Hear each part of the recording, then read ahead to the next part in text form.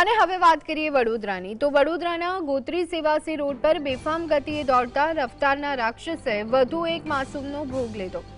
ડીકેથલોન store પાસે બનેલી hit and રનની ઘટનામાં વકીલાતનો અભ્યાસ કરતા મિતેન્દ્રસિંહ જાદવનું મોત થયું। ગઈકાલે બપોરે મિતેન્દ્રસિંહ પોતાના અંગત કામે બહાર નીકળ્યા ત્યારે એક બેકાબુ કારે જોરદાર ટક્કર મારી અને ચાલક કારને લઈ અને ફરાર થઈ ગયો। ગંભીર હાલતમાં મિતેન્દ્રને ગોત્રી હોસ્પિટલ ખસેડવામાં આવ્યું, જ્યાં તબીબોએ મૃત જાહેર કર્યા હતા।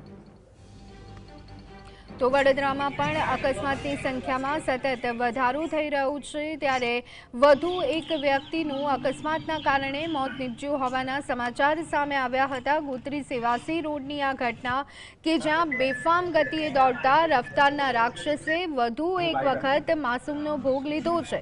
ડીકેથલોન સ્ટોર પાસે આ ઘટના બની હતી। હિટ એન્ડ રનની આ ઘટના બની અને જેમાં મિતેન્દ્રસિંહ જાદવનું મોત નીપજ્યું।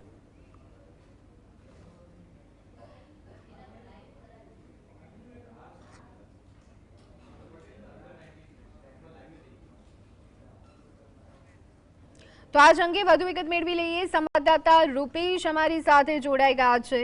રૂપેશ, વડોદરામાં વધતા જતા અકસ્માતો અને તેમાં વધુ એક યુવાને પોતાનો જીવ ગુમાવ્યો છે, શું વિગતો?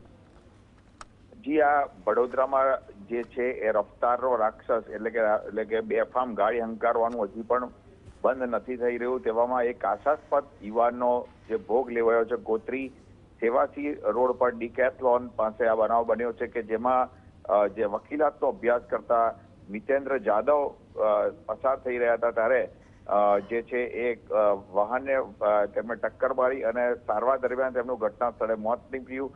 પરિવારજનો અને વિસ્તારના લોકોમાં પણ આ ઘટનાને પગલે ભારે રોષ છે। જી, આભાર રૂપેશ, સમગ્ર માહિતી આપવા બદલ।